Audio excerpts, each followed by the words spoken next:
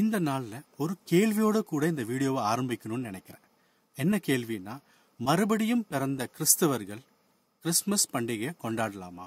25ஆம் தேதி டிசம்பர் மாசம்தான் இயேசு கிறிஸ்து பிறந்தாரா? இந்த கேள்வியோட கூட இதை ஆரம்பிக்கலாம். ஒன்று, டிசம்பர் 25னா என்ன?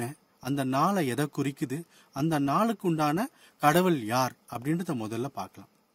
அதுக்கப்புறம் கொண்டாடலாமா வேணாமா, இல்லை எதை கொண்டாடணுன்றதுக்குள்ள போகலாம். முதல்ல 25ஆம் தேதி டிசம்பர் என்ன? ரோம சாம்ராஜ்யத்துல வின்டர் சாலிசிஸ் அப்படின்ற ஒரு நிகழ்வு நடந்தது. இது பாத்தீங்கன்னா கிபி 274 ஆண்டுல இந்த நிகழ்வு நடந்தது. இது என்னன்னா, சூரிய கடவுளுக்கு ஏதுவான நாளா இது அனுசரிச்சாங்க.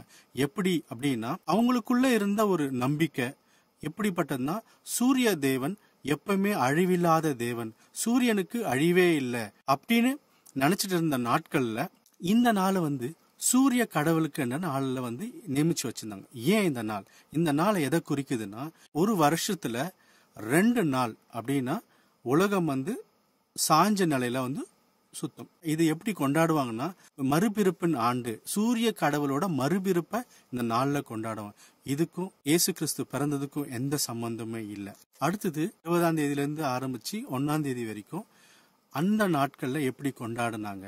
இதோட பேர் என்னன்னா ஹாக் மெனே அப்படின்றது. அது கொஞ்சம் நாட்களுக்கு அப்புறம் அதை சாட்டன் அலியா அப்படின்ற பேர்ல மாத்தாங்க. இது எப்படின்னா, ஹாக் மெனே அப்படின்னா இது ஸ்காட்லாண்ட்ல கொண்டாடக்கூடிய ஒரு பண்டிகை. வருஷத்தோட கடைசி வாரத்துல நண்பர்களுக்கு கிஃப்ட் கொடுக்கறதும், அதே போல அந்த ஃபீஸ்ட் பண்டிகை அநேகரோட சேர்ந்து கொண்டாடுகிற நாட்களை தான் இந்த வாரம் முழுதும் வச்சாங்க.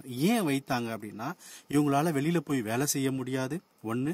ரெண்டாவது, இவங்களால அதிகமா வெளியில நடமாட முடியாது. ஏன்னா அவ்வளோ பனி இருக்கிறதால இவங்க வீட்டிலேயே இருந்து, அந்த கம்யூனிட்டிக்குள்ளேயே இருந்து கொண்டாடுகிற இந்த வாரம் தான் இந்த கிறிஸ்துமஸ் வாரம்னு சொல்லுவாங்க. அப்படின்னா இந்த கடைசி இருக்கிற அந்த 8 நாட்களை கொண்டாடி கொடுது.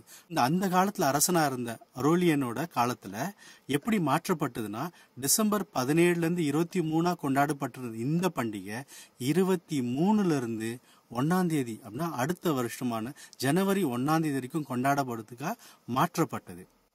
இது எப்படின்னா, அந்த காலத்துல இருந்த ரோம அரசாங்கத்துல இருந்த எல்லாருமே இந்த நாளை ஏற்றுக்கினாங்க. எதுக்குன்னா, அவங்களுக்கு இது இனிமையா இருந்தது. ஏன்னா அந்த கடைசி வாரமா இருந்தால ஏற்றுக்கணும். இந்த நாள்ல தான் அதிகமான கிஃப்ட்ஸ், அதிகமான பார்ட்டிஸ், அதே மாதிரி சந்தோஷத்தினால அவங்க கொண்டாடிட்டு இருந்தாங்க. இந்த நாளை ஆதி சபையான இயேசு கிறிஸ்துவ முழுமையா உண்மையா பின்பற்றி கொண்டு வந்த யாரும் இதை ஏற்றுக்கொள்ளல. இது எப்போ நடந்ததுன்னா, கான்ஸ்டன்டைன் அப்படின்ற ராஜா மன்னன் எப்போ ரோம அரசாங்கத்தை ஆள ஆரம்பிச்சாரோ அந்த நாட்களில இருந்து நடந்தது.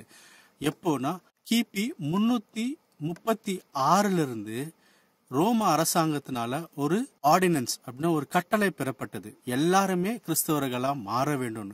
அப்போ புறஜாதியா இருந்த அனைவரும் பேர் கிறிஸ்தவர்களா, அரசாங்கத்தோட சலுகைய கிடைக்கணும் அப்படின்றதுக்காக கிறிஸ்தவத்தை ஏற்றுக்கொண்டு வந்த நாட்கள். அப்போ இருந்த ஒரு போப், அவரோட பேர் போப் ஜூலியஸ் I அப்படின்ற 4வது நூற்றாண்டுல இருந்த இந்த போப்பானவர் தான் டிசம்பர் 25 கிபி 336வது ஆண்டுல தான் இதை அங்கீகாரம் படுத்தினாரு. ஆனாலும் இது எப்போ அபிஷியலா அப்படின்னா கெகோரியன் கேலண்டருக்குள்ள ரோம அரசாங்கத்துக்குள்ள கம்ப்ளீட்டா உலகம் முழுவதுமாக ரோமன் கத்தோலிக்கதால ஏற்றுக்கொள்ளப்பட்டது எப்போனா, கிபி 529வது வருடத்திலிருந்து தான் இது ஏற்றுக்கொள்ளப்பட்டு உலகம் முழுவதுமா இருந்த எல்லா கிறிஸ்தவர்களும் இந்த நாளை ஏற்றுக்கொண்டாங்க. ஏன்னா அவங்களுக்கு ஏதாவது ஒரு பண்டிகை தேவைன்னு. யாத்ராகமம் 32வது அதிகாரத்துல எங்களை வழிநடத்த ஒரு கடவுள் தேவைன்னு கேட்கிறோம் இல்லையா? அதே போலதான் இங்கேயும் இந்த நாட்கள்ல இருந்தா நமக்கு ஒரு பண்டிகை தேவைன்னு முடிவு பண்ணி கிறிஸ்துவோட பண்டிகை இதை மாற்றப்பட்டது. ஆனா இன்னொரு கேள்வி இருக்கு, இது வேதத்துல இருக்கா? ரோமர் 11வது அதிகாரம் 17வது வசனம் இப்படியா சொல்லுது: சில கிளைகள் முறித்து போடப்பட்டிருக்க காட்டொலிவ மரமாகிய நீ அவைகள் இருந்த இடத்துல ஒட்ட வைக்கப்பட்டு ஒலிவ மரத்தின் வேருக்கும் சாரத்துக்கும் உடன் பங்காளியா இருந்தாயானால். இது ஒலிவ மரமா நினைச்சுக்கங்க. இது வேர், இது யூதர்களோட வேர்.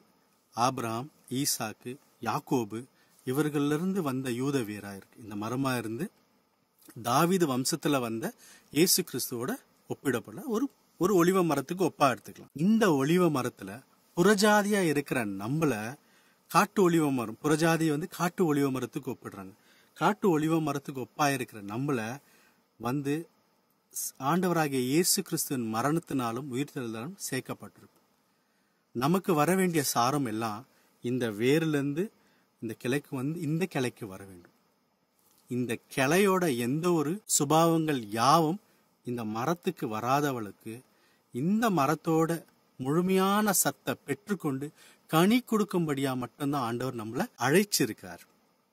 ஆனா இந்த கிளையோட பாரம்பரியங்கள் எல்லாம் நம்ம கொண்டு வரக்கூடாது. அடுத்தது லேவியர் ஆகமம் 23வது அதிகாரம் 1 இருந்து 44 வசனம் வரைக்கும் படித்தோம்னா, கர்த்தருக்கு பண்டிகைன்னு இந்த 7 விதமான பண்டிகைகளை ஆண்டவர் கொடுத்திருக்கார்.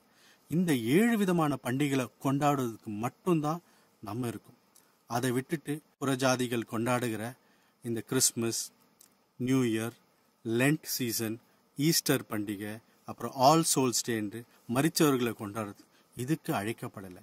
உண்மையான கிறிஸ்தவர்களா வாழும்படியா ஆண்டவராகிய இயேசு கிறிஸ்து நமக்காக இந்த பூலகத்துல பிறந்து மரித்து உயிர் தெழுந்து நமக்காக மீண்டும் வரப்போறார். அதுக்காக நம்ம செய்வது ஒன்னே ஒண்ணு, மனம் திருந்தி உண்மையான கிறிஸ்தவரா வாழ உங்களை ஒவ்வொருவரையும் அன்போடு அழைக்கும். ஆண்டவராகிய இயேசு கிறிஸ்துவின் நாமம் மட்டும் மகிமைப்படுவதாக.